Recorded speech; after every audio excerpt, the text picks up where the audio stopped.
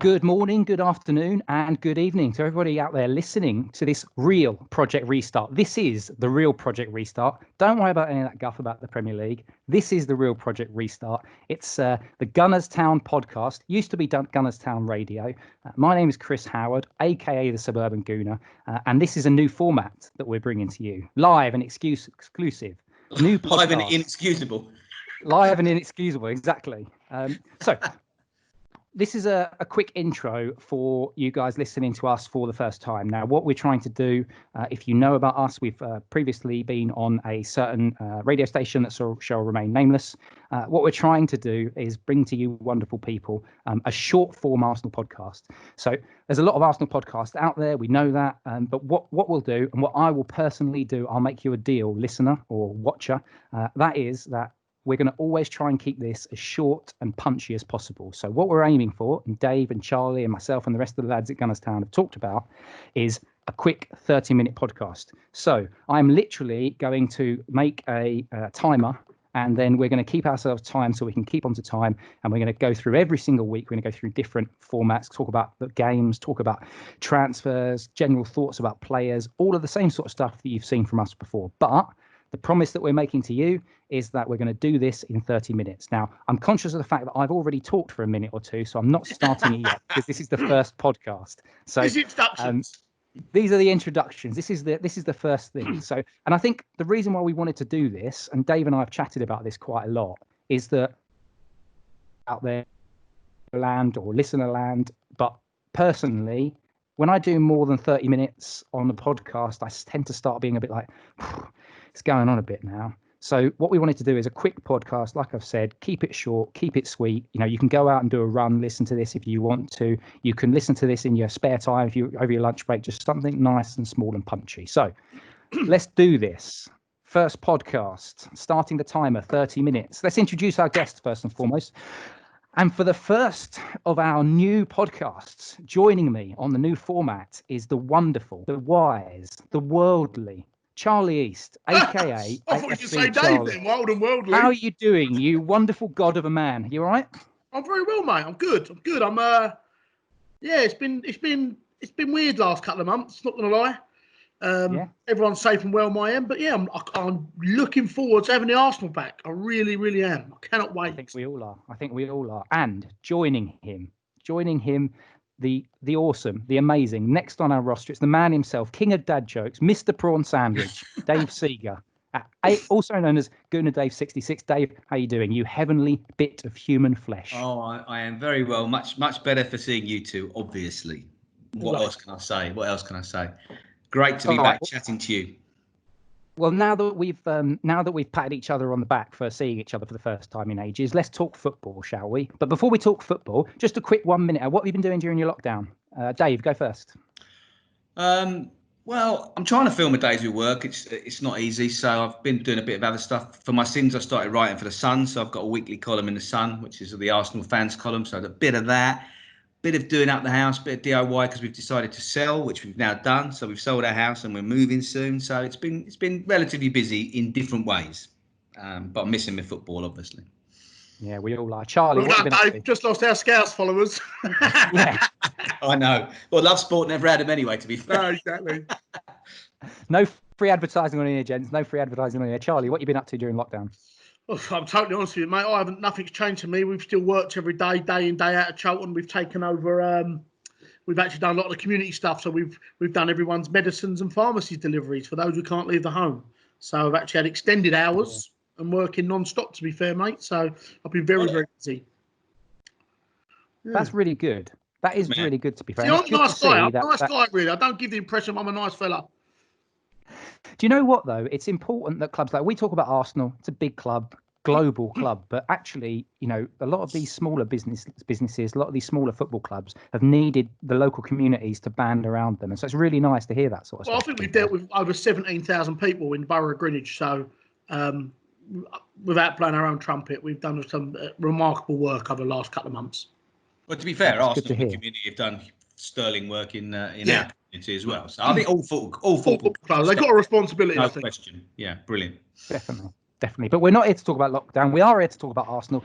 Let's start Project Restart. the other Project Restart, the one which sees us watching football games from our televisions with absolutely nobody watching in the stands, but we can get piped in sound via the red button. So don't know how that's going to work. But can I get some general impressions? Charlie, I'll start with you. Give me some general impressions for Project Restart in terms of, let's take the Arsenal. Let's look at it through the Arsenal lens. So, what does it mean for us in terms of the fixtures? How far do you think we can go? Give me a general flavour of it from your view. I'm like everyone else. I'm really excited about having football back. I think, in an Arsenal sense, I think playing Man City behind closed doors in their first game back gives us a better chance now. And it's given us time to get a few players a bit fitter, like your Tierney's. You're getting sort of maybe Cedric's. He hasn't featured any friendlies yet, but he's training every day. He's in the mix. Torreira's a little bit closer. Probably won't see him this season, but and it just gives the players a little bit of a rest as well. Like we've had a lot of games, had a lot of fixtures. Nice bit of time. Hopefully they all come back raring to go, fresh. I mean, I've seen things on the news and that stats-wise, fitness-wise, they do them trackers and stuff like that. We've had like four of the top players in the whole league out of top 10. So I'm hoping we come back fit, raring to go. Regarding the fixtures, obviously the fixtures are not changed. I'm really glad they've kept the FA Cup. It gives us something to play for, a little bit of excitement. And once again, going to Bramall Lane without the fans is a big bonus for us, I think. Do you know what I mean? Rather than that being on like it was supposed to be on a Monday night under the floodlights, and then, Sunday it wasn't it? But anyway, with Sheffield United, how good the atmosphere is there. So I'm hoping, we're all going to look at it in a positive light yet. So we lose 4-0 to Man City first game back. We'll be like, why did we call the season off? But we're having football back and I'm over the moon about it. I really am. And even with what you said about with the crowd noise and stuff like that, I've been watching the German football. I watched the first couple of weeks. It was quite surreal. But the last 2 weeks I've watched it where they had the crowd noises 1,000 times better. It worked really, really well. Yeah, it did look good. It worked well. And I even had it when you had a chance. It got louder and stuff like that. A referee made a dodgy decision. They booed. It was quite impressive. Dave, are you going to listen to it with the sound on or off? And what's your view on Project Restart? You know what? I hadn't given it any thought at all. And obviously, based on what Charlie said, because I trust his opinion, I probably will now. But I think, forgetting the viewer experience for a second, I think Charlie touched on it on the FA Cup. I mean, I wrote an article last week, I think, and I've been obviously ridiculed for it. I suggested that we will finish the season unbeaten. I predicted 3 draws and 7 wins out of our last 10 games. And there's 2 reasons for that. Firstly, I think everyone's forgetting we're unbeaten since this year. We haven't lost a single game under Arteta in 2020. So why are we suddenly going to start losing games? No reason why we should. We're fitter. We've got players coming back. We've had more time to work on things, so we should be stronger. But also, I think the fact that, as Charlie touched on, the fact that there's no home advantage or away advantage will play into our hands. I think the better teams will do better without, we've got a lot of, Wolves away, for example, as well as Man City away. I would have banked on us losing at Wolves behind that massive crowd towards the end of the season when both teams are going for maybe a UEFA place or even a Champions League place. Now, there's no advantage to Wolves. So Tottenham, I think the better team, Tottenham away, Man City away, Wolves, 3 massive away games where we would have been at a disadvantage. I now think it's a level playing field. It's just a case of who's the best team on the day. And I think that will give us an edge. Yeah, there's been some people that have been talking about Man City having nothing to play for. I'm not 100% on that for our first game, but certainly by the time we play Liverpool, they'll have nothing to play for. So I think you're right. And let's be honest, we are absolutely toilet away from home. So the idea that we've got to go to Tottenham or, we've got to go to Man City when it's a silent stadium, we might actually, for the first time in God knows how long, be able to get some away points. You never know. No, I agree. No, I totally agree as well. And as I said, I think we've got quite a lot to play for this season, which is quite nice. Obviously, we go and beat Man City that first game. It opens it up so much. And then if obviously it gets confirmed, City might get their European ban, and maybe even reduced to 1 year. 5th spot's up for grabs, and we are well capable of getting that at the moment. I do agree. I think the break would have helped out teams like United and Tottenham as well, though, with injuries. So it's a bit of a level playing field. But no, I think. Going to play City away, first game, they've not got much to play for. They haven't really. The season's dead for them. Right? And they'd have been happy for the season just to go flat and gone. So we've got a little bit. Arteta's got something to prove. He knows the players there very well. So I'm hoping we go up there and get a positive result. It would really, really sort of be a turn up for the books and open the eyes up for everyone, and including the people behind us. Yeah, I think some people are forgetting that, I mean, barring one of the teams above us, we've actually played one game less than most of the teams above us. So we win that game in hand. We're only 2 points behind Man United in fifth. Yeah, And fifth place, as Charlie says, is very likely to be a Champions League berth. So, I think the cautious Arsenal fan will have written this season off as far as Champions League football is concerned. I says, as Charlie says, if we don't lose at Man City and then we start winning, then who knows? We've got some very, very, very winnable games in a row. Yeah, anything can happen. Yeah. So we've got Man City is the first game. We then go away to Brighton on the Saturday. We're then away at Southampton, I think, is the next game. And then we're at home. Was it to Norwich, I believe? Yeah. So you're looking at that Man City game. It feels to me like a free hit. Like I've already, in my mind, sort of compartmentalised it as we're probably going to lose that because, let's face it, they're a better team than us. Yeah. Regardless of where they are or where we are, we know that they're a better team than us. The game at the Emirates earlier in the season was an absolute disgrace of a performance. Yeah, but that wasn't with Arteta. Arteta knows more about Man City than anyone. True. But I think Emery was clueless. I do agree with Chris a bit where you wouldn't be shocked if we get beat against Man City. If we won, you would be shocked and surprised. If we get beat and it's a respectable defeat, don't get walloped 3-4-0 we have in the past, things like that, or go 1-0 down in the first minute. Even if it's a defeat where it's respectable, you can still build on that. Because as I said, City are a better side than us. They should be beating us. They should do. With the players they've got, 11v11, man for man, they're better than us. I know that. Anyone can see that. But we should go there with a bit of hope and just, try and get something. I think also you can take the view that, well, eight wins and 2 losses gets you more point than 7 draws exactly. 3 draws. That's right. No, exactly. However, it's just this momentum we have. The break came at a bad time for Arsenal. We were unbeaten, and okay, there were a few draws, but the last 3 games, without necessarily playing brilliantly, we won 3 in a row. And they were tough. Everton's a tough game. West Ham's not always easy for us. So we won 3 in a row. So we had momentum and winning momentum. It's just a case, if we can pick that up with a point at City, then, I think it's possible. We have to try and play for 5th, surely. I mean, it's all up for grabs. Oh, no, I totally agree. I think we will go for it. And I think, and also you've got to start thinking next season now as well. I'll play the players that are going to be here next season. If Arteta's got ideas of people he wants to move on, there's no point really playing them. And I know recently, I know we're not touching on transfers at the minute, but when I see a couple of weeks ago about David Luiz, I think it's vital we keep him at the minute because under Arteta, he's been arguably our best player. He's such a leader in that team. He's got that sort of authority in there. Having him there, he's key. And hopefully with Saliba coming in next season, the future's bright. The kids we've got at the minute are looking really, really good, positive. So on that note, I'll tell you what. Sorry, Chris. On that note, interestingly, I sort of agree, but without Torreira, Ceballos was really looking quite good alongside Xhaka in those runs, in that run of unbeaten games. And he just seemed to find his position. He found his form. He was fully fit. And if we're not going to sign him, which I don't think we will, are you saying you wouldn't play him then? I would say I would play him because I think he's our best midfielder. He's better than Guendouzi and he's better than Willem. Yeah. It's a tough one, isn't it? He wasn't one who was in my head I'm thinking of, really. I'm thinking about Mustafi. Some things never change. Do you know what I mean? But no, I do tend to agree with Torreira out. Ceballos has got to play there. And as you said, I generally, with the finances at the minute, I don't think there's a hope in hell we're going to sign him. Because there might be another loan move. We might get another year's loan. We don't know. We might, because Real Madrid, I think the transfer market's going to be very odd this summer. I don't think teams like Chelsea and City are going to take advantage of it. They're going to sign all these players. Chelsea have made 2 great signings. Yeah. And if they get that Kai Havertz, and he is really good. If they can try very good player.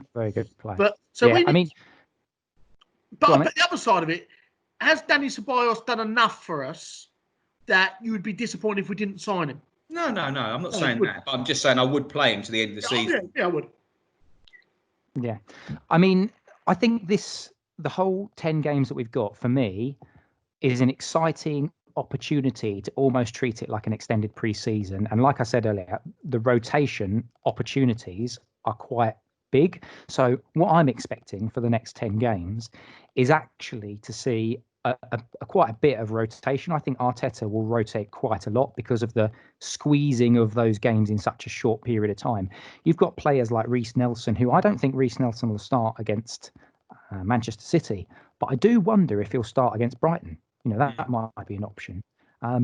You've got people like Maitland-Niles, who supposedly, we all thought that he was out the door, in February, but he's played in the game against Charlton, the victory against Charlton, and I think by all accounts he supposedly played through the centre of the park. So perhaps Arteta's even thought, do you know what, I'll take a look at him, and he's got that license now, doesn't he? He's got that ability to say, well, do you know what, I'm going to try a few things, because even though we're going for this stuff, I think that he's got a little bit of leeway. So let's talk Man City. Yeah, he won't want to play Tierney week in, week out, twice a week straight away, will he? No. So there's an obvious rotation with Kolasinac, Saka and Tierney, and probably not necessarily weakening the side that much. Just gives you, it depends on whether you want to be more defensive or more attacking on the left, doesn't it? One thing I do want to add, Chris, before we talk about as well, talk about players and rotation. I work for Charlton, and yesterday the first team were at the training ground and the stadium, and they'd done like an in-house game. So afterwards, I was speaking to a couple of the coaching staff there, and I won't say who, but I was talking to a couple of, and I said, who impressed you on Saturday? I was keen to know who stood out for you. And both people I spoke to said they were shocked at how good Nketiah was. His movement and everything. They said he was excellent. The way he moved, just his movement and everything. And then the guy I spoke to was a big Arsenal fan. He said, I'm excited about him. So that's a good thing to keep an eye on. That's an interesting one, actually. We'll move on to Man City in a second. But on Nketiah, I would happily admit that I've not been convinced in the slightest. But when Arteta kept him in January, I thought that's an interesting move. That's a very interesting move. And then when he started him as well, I think he started him against Newcastle, and he hit the post or the bar or something like that. But he played okay, but he didn't quite finish his dinner, so to speak. But then he scored a goal against Everton in that game, and that stuff's really big for a player in that position, a striker in that position. So I think he's going to get chances. Whether or not Arteta rotates with Lacazette and Aubameyang through the centre, I personally would like to see that, because I'd like to see more of Martinelli and Saka on that left wing position. But we'll see. So talk to me, Dave. Talk to me about the Man City game and your preferred starting 11. Now let's make the assumption that Arteta goes full strength, I'd imagine, wouldn't he? Yeah. Okay. Well, I still think he'll play. I still think he'll play 4.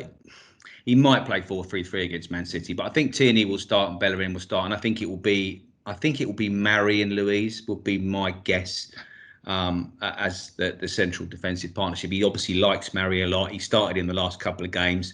There's a lot of noises that he's going to stay. He obviously chased him. So I think if Mari's fit, I think Mari will start on the left and David Luiz will move to the right. That would be my guess. I think he'll play Ceballos and Xhaka, and I think he'll play Pepe and Aubameyang. The only question then is whether it's 4-2-3-1, in which case Ozil plays and Aubameyang on the left and probably Lacazette up front, or whether he goes to pack the midfield because it's Man City and brings in an extra midfield player, in which case I guess Guendouzi will play and Ozil will miss out. But I think that's the only question mark, is whether he plays a more advanced player in Ozil or whether he brings a third central midfield player. That would be my summation. I think he'll play Mustafi and Luiz. I think he'll play Mustafi and Luiz. I think Mustafi's played virtually every game for Arteta recently, really. Well, he didn't at the end. He was dropped for Mari for the last 2 games. That's why I'm assuming he'll carry on with Mari. That was FA Cup the Portsmouth one, wasn't it? No, the last 2 league games Mari played, I think. One of them was the last league game Mari played, I think.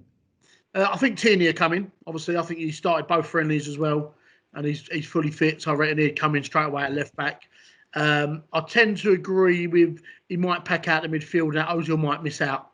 But I think he'll play Aubameyang, Lacazette, Pepe as a front 3. I think that'll definitely be. That's an interesting one. So I'll tell you what mine is. I think Saka will miss out as well. Yeah, I do too. I'll tell you what my preferred is, although I'm not sure whether or not it'll be what Arteta goes with. So obviously Leno in goal, Bellerin, Mustafi, Cage the Rage, Charlie, Cage the Rage, Mustafi, Luiz, Tierney, as you said. I'd hit Torreira and Xhaka. Torreira's not fit. Torreira's out. Is he not fully fit? No, I thought he was fully fit because he's been sort of in training. I thought he's been back in training. Right. Well, in that case, you've got to probably drop in someone like Ceballos. So originally, I was thinking Torreira because I'd seen some pictures. I thought I'd seen some pictures of him training. So that's training, but he was already ruled out for the Copa America that's supposed to be this summer. He's definitely not back. He pretty much in this season. All right. Okay. Well, that throws that out the water then, because what I was trying to think of, I was trying to put in if I was thinking about my forward line, Aubameyang up top, Pepe, Ceballos, and Saka as the three behind. And the reason why I thought that is the one things that I like about Ceballos is he's very quick. He's really quick to move the ball from.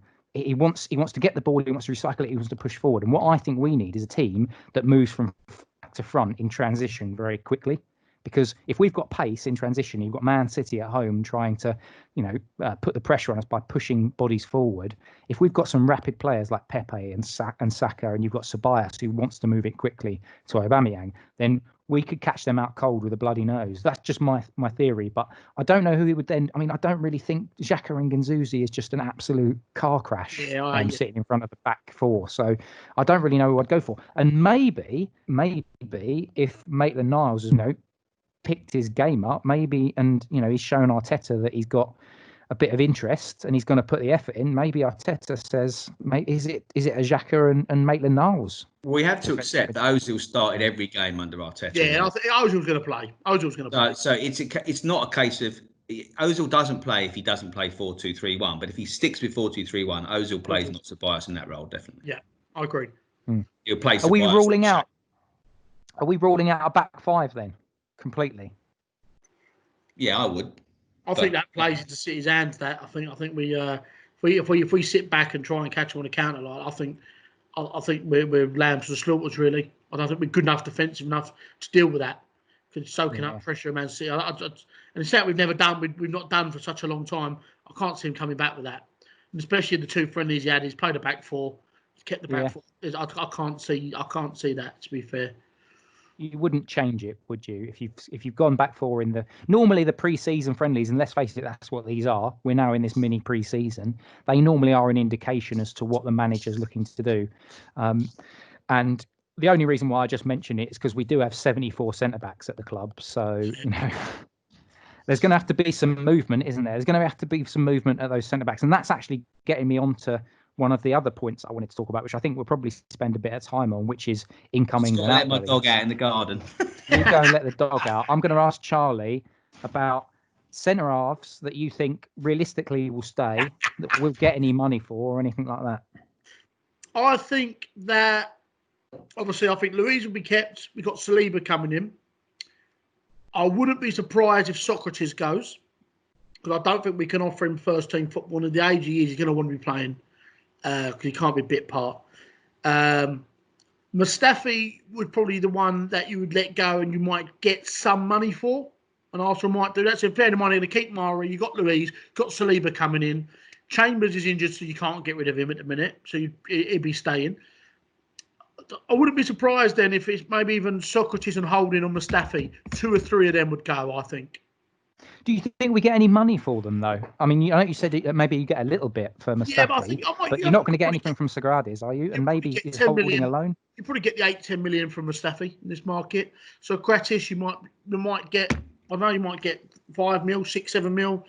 I'm looking at other incoming players we could probably get some money for. I think Kolasinac is someone could be. He's on under 10 grand a week. We signed him on a free. He could be someone that we could get some sort of maybe 12, 15 million for. Mkhitaryan, I think he's definitely going. Yeah. Mkhitaryan is another one. He's still our player. I've seen us linked a little bit. We're doing a swap deal for Justin Kluivert, which I'd be absolutely over the moon with, to be honest with you. I think that'd be a good deal if we could do that. Guendouzi's got a value on him. And I've heard, I don't know if Arteta's his biggest fan, actually, as a person. I think a bit like Jermaine. And so, I don't know. I think that the club. Are we getting that sort of money for them, though? I mean, Dave, what do you think? Are we getting? Well, I don't agree. I don't agree with Charlie. The current COVID climate. I don't agree with Charlie on Louise. That stuff wouldn't be in the press. There's no smoke without fire. If it's true that he actually didn't have a 2-year contract and he's only got a 1-year contract, and it's a case of he has to be extended on the wages he's on, and the state that Arsenal in financially, that's a massive decision to extend for a year on sort of the big wages. So I think that's debatable still. He's agreed to take a pay cut though, isn't he? I don't know, but I mean, I just think it's odd that he's so badly wanted Mari, and Luiz has always played on the left. He's not left-footed, but he's always played on the left for Chelsea, for Brazil, and he's brought a player in that he obviously wants, who is left-footed, and Saliba is right-footed. So I can't see. I would say the same argument for Luiz not wanting to be there if he's not a regular starter, as you just said for Sagradis. I don't know, but I do agree that two should leave, and Chambers, I think, is in full training. So I'm not saying I think he is sellable. I didn't think he would be. I think he is sellable, given that we've got a much later summer. I don't know when the window's going to open, but he could well be fit enough to pass a medical, say, by August, couldn't he? So Chambers would still get, in English terms, both either Chambers or Holding would bring in good money because they're English and because of that factor. I don't particularly want either of them to go, but I think one of them would be the one that would get the most money in the transfer market. Yeah, see, my concern is just that we haven't got any money, and we're a big club. All right, we know some of the issues surrounding Arsenal, but there are lots of other teams. So you're not going to sell the likes of Chambers or Holding to bigger clubs, are there? There's not clubs that are going to bang down our doors.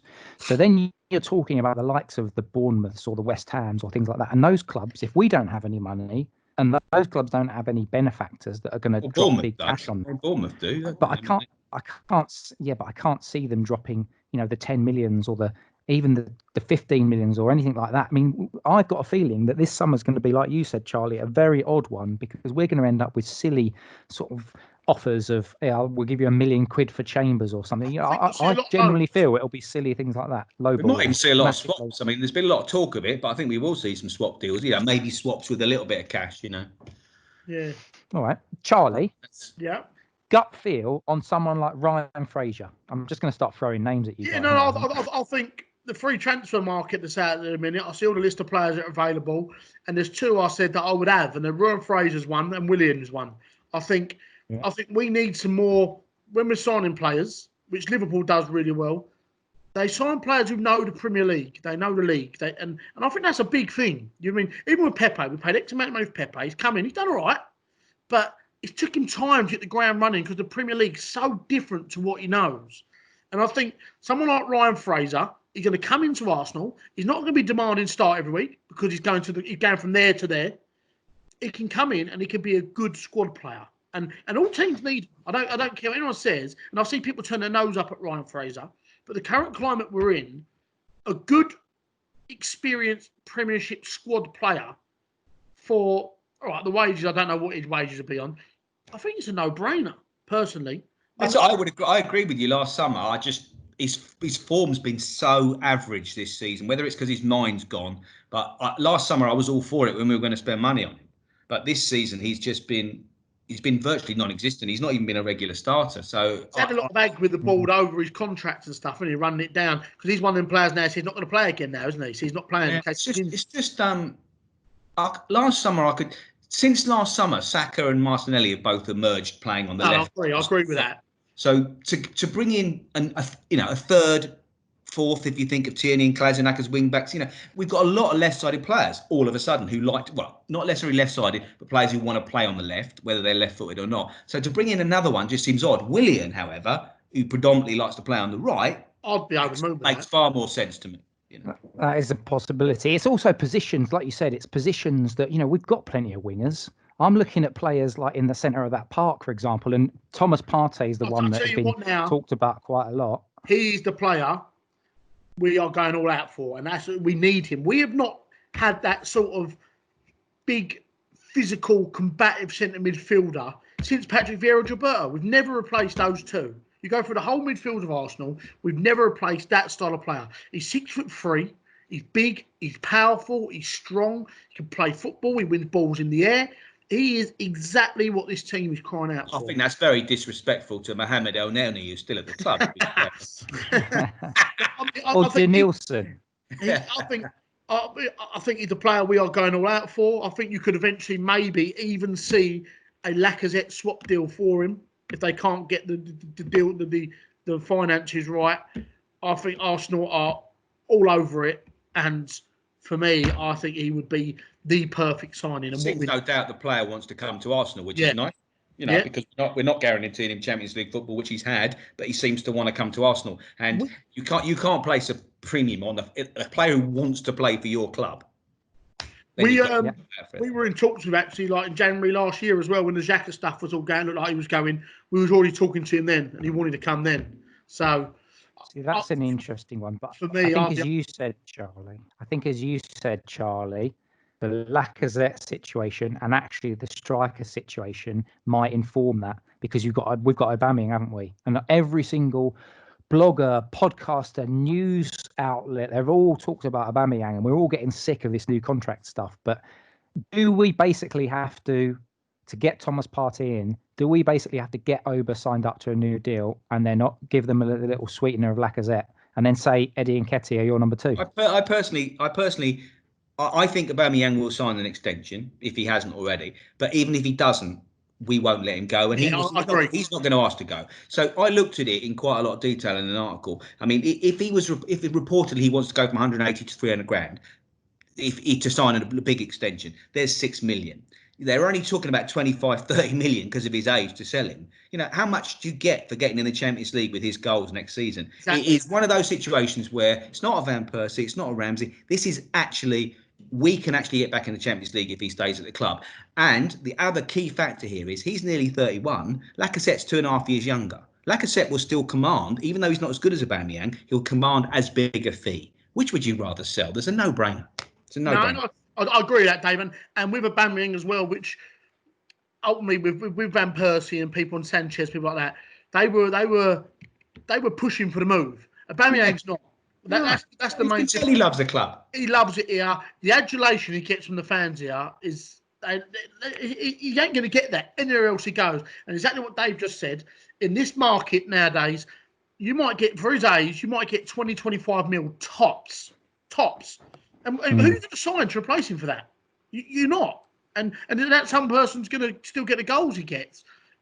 I think if worst comes to the worst, if he doesn't sign the deal, which I hope he has, which David said, I think they'll still keep him and just say to him, you know what, we're going to keep you. We're not going to sell you.